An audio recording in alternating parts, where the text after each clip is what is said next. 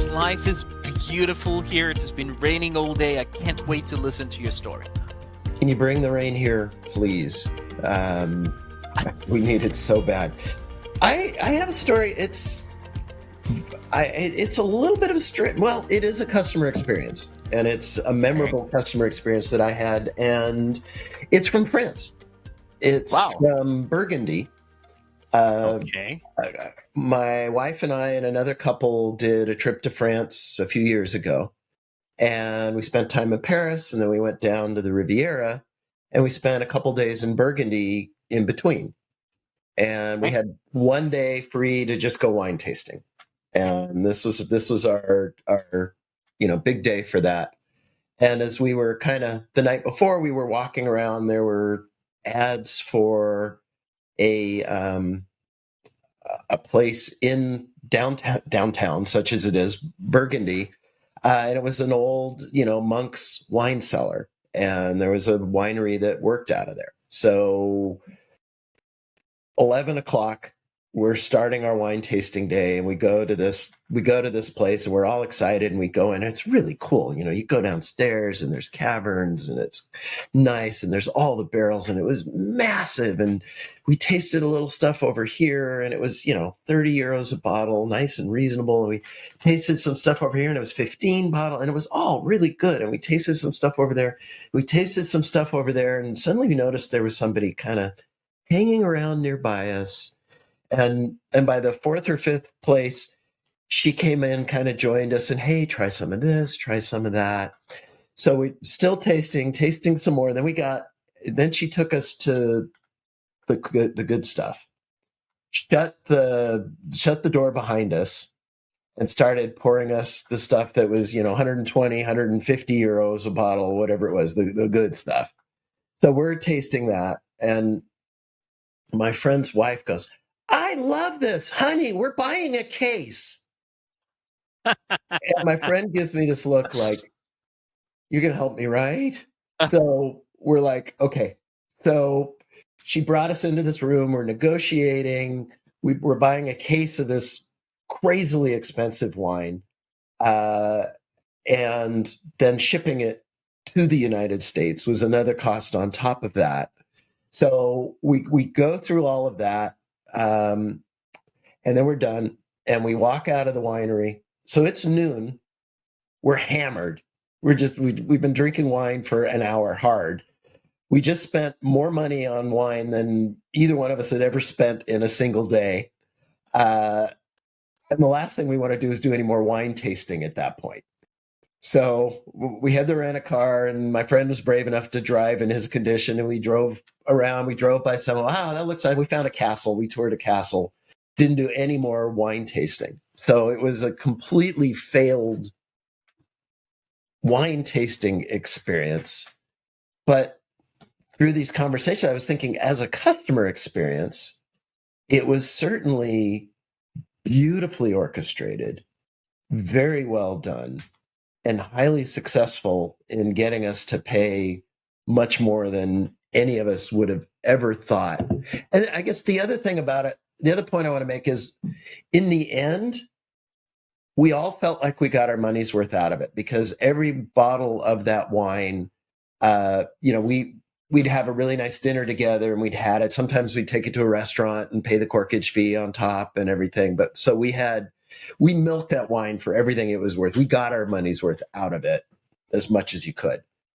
But, on one level, I've always felt like just a complete sucker to those guys, that I fell for a really good salesperson who did it right. But it was a good experience. We got some good wine. I've never thought of it as a customer experience, and I'm not sure how to rate it as a customer experience. Well, I think you went through different stages, right?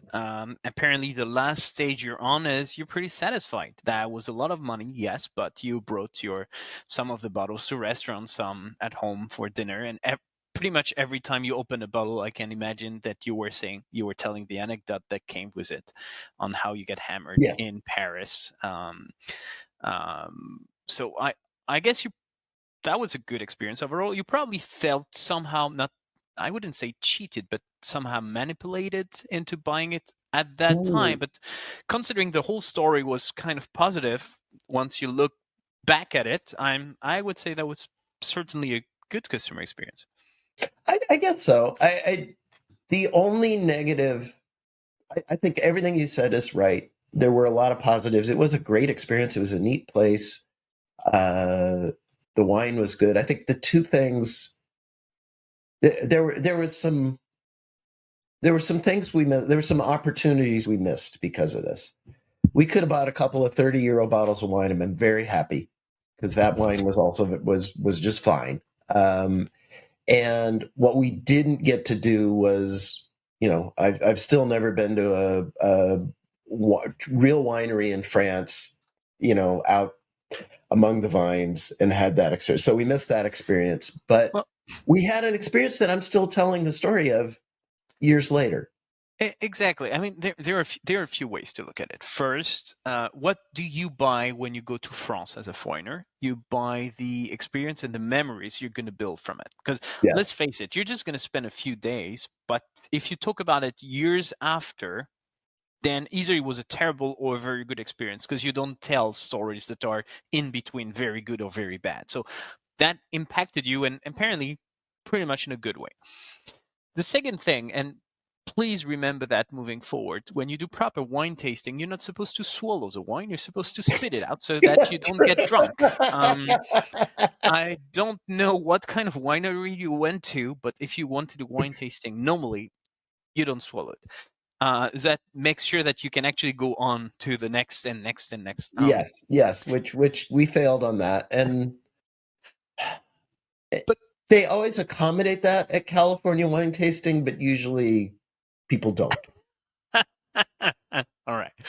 Um, Now, one thing I don't like about this story, and that's probably a sales strategy that I never enjoyed, and that I find very distasteful, is working, playing with guilt.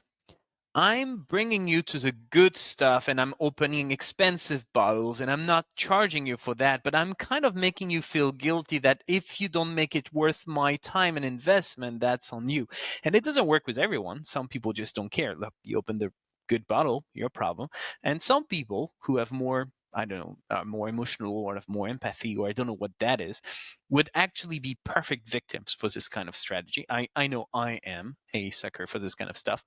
um and I hate this kind of strategy where look everything I've been doing for you, now you kind of need to pay it back, and you get guilted into buying something you were not planning on buying. And probably if you have not spent that money, beside the fact that you were too drunk to do anything else, you probably would have had extra cash to spend on other activities and other fun stuff you could have done.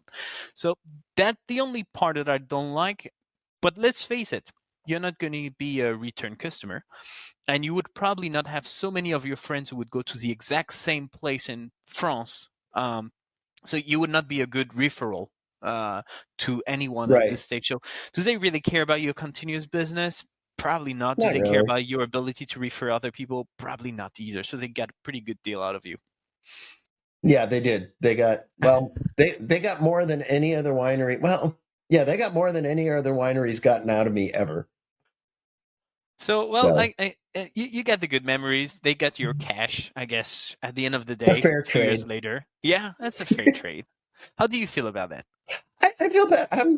I feel better. I'm glad I got a chance to talk about this as a customer experience. It's something I hadn't thought of in that light, and I feel a little less dumb as a result. But overall, if there is something to remember, if you know, if don't try not to guilt your customers into buying if you expect them to ever return, but don't hesitate going and bringing them to the good stuff because you were not coming for buying. So it means there is an opportunity. If you can seduce customers by showing them the good stuff and showing them the value and getting the storytelling, because wine is all about storytelling. If you're Right. just selling Right. wine, it's a bottle with grape juice, fermented grape juice inside. No one wants to buy fermented grape juice.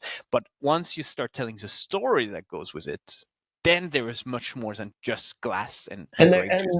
and there was a lot of that. There was a lot of bond. This we made friends with this woman. She talked a lot about where it was, the soil, not the flatland stuff, all these things like that, and her history, and we shared ours, and there was good bonding. It was certainly not a well, it was a very subtle experience in terms of it all felt very good until the checkbook came out. Well, next time, just don't bring your friend's wife with you, and everything should be just fine. I think we'd have walked away with a couple of $30 bottles. Well, I'm glad to hear that overall that was not a bad experience. I'm glad to hear you've been to France, and I just hope you'll do that again next time. I bring you to other wineries, and I'll make sure you don't get drunk next time. All right, sign me up. We'll find the time. Perfect. Thank you, Max. Have a beautiful rest of your day, and I will talk to you next week. Sounds great. Thanks, Julien. Bye. Bye.